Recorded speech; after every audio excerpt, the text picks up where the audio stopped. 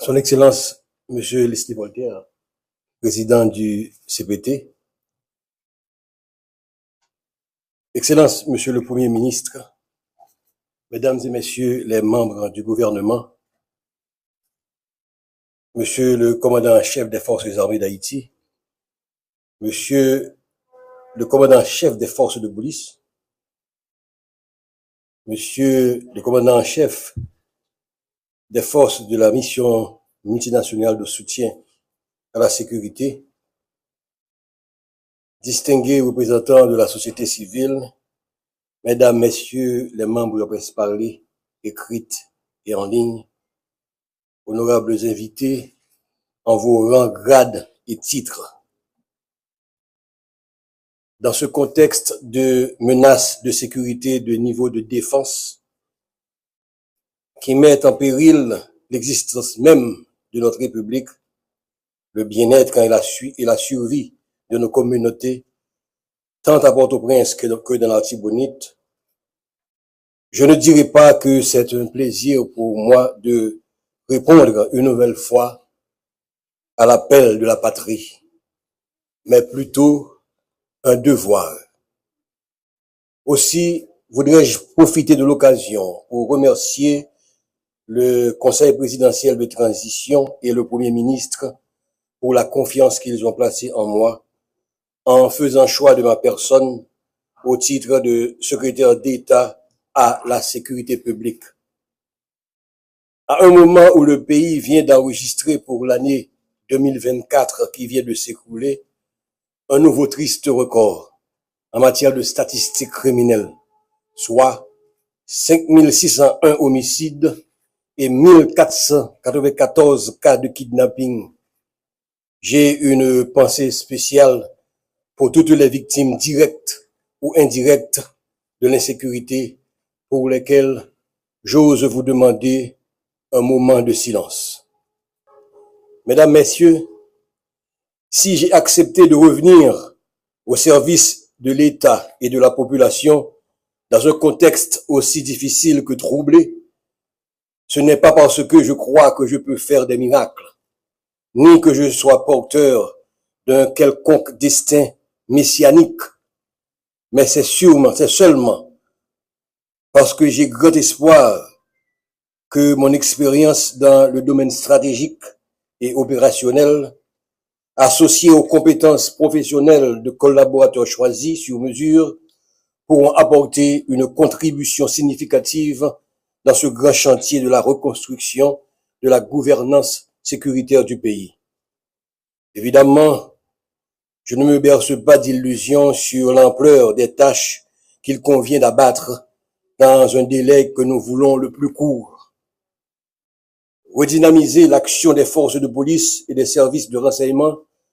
de sorte à optimiser les résultats opérationnels sur le terrain en ce qui concerne notamment la lutte contre l'insécurité. Coordonner l'action des principaux organismes publics coproducteurs de la sécurité de manière à générer un effet de complémentarité contrôlée dans le processus de sécurisation du territoire. Proposer au gouvernement une politique nationale de sécurité publique afin de permettre aux acteurs de sécurité d'agir avec une plus grande proactivité et une plus grande capacité de ciblage des menaces de sécurité. Et finalement, offrir à l'état-major de la PNH un encadrement technique pour lui permettre de renforcer la gouvernance interne de l'institution et d'améliorer le niveau de confiance de ses membres dans le commandement et le niveau de confiance de la population dans les forces de police.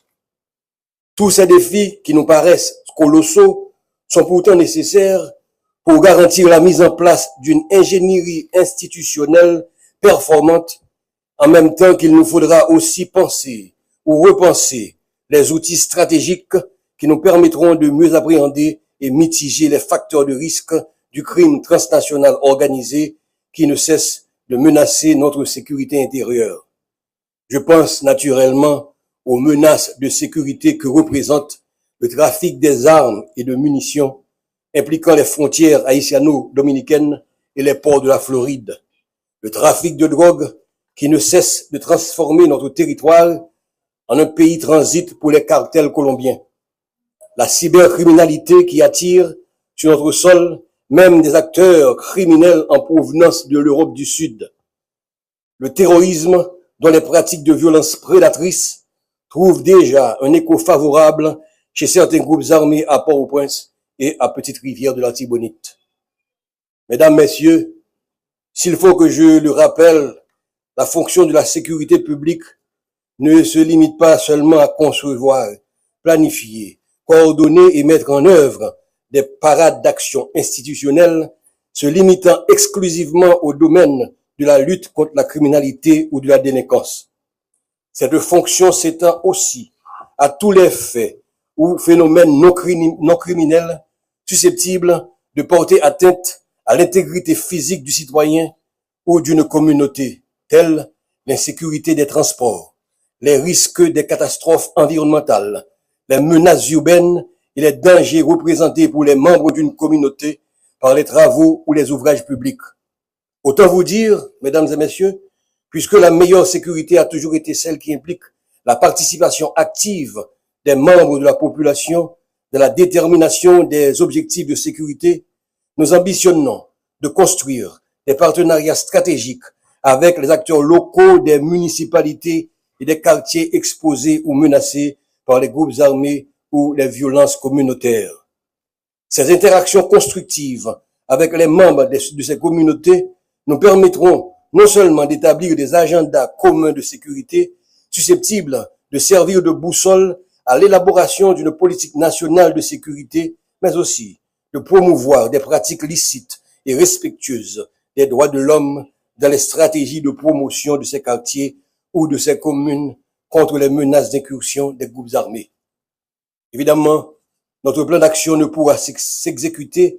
avec succès sans le concours et l'effort individuel et collectif des personnels de la Secrétaire d'État à la sécurité publique, que nous saluons ici le courage et invitons déjà à une franche collaboration et au travail. Mesdames et messieurs, Haïti est au fond du gouffre. L'heure est grave et les attentes sont grandes.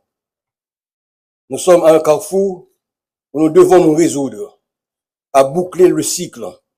de tous nos sentiments vécus et entretenus aux dépens du moi national crucifié par nos ambitions et nourri des compétences voulues. C'est le moment des sacrifices.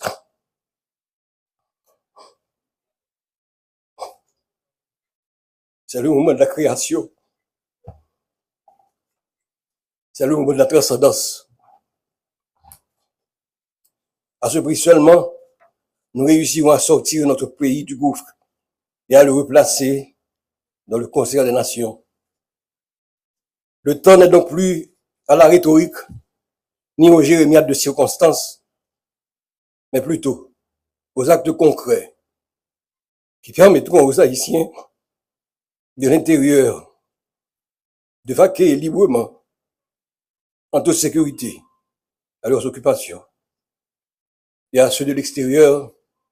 de revenir en toute quiétude en terre natale. Il nous faudra le faire pour Haïti.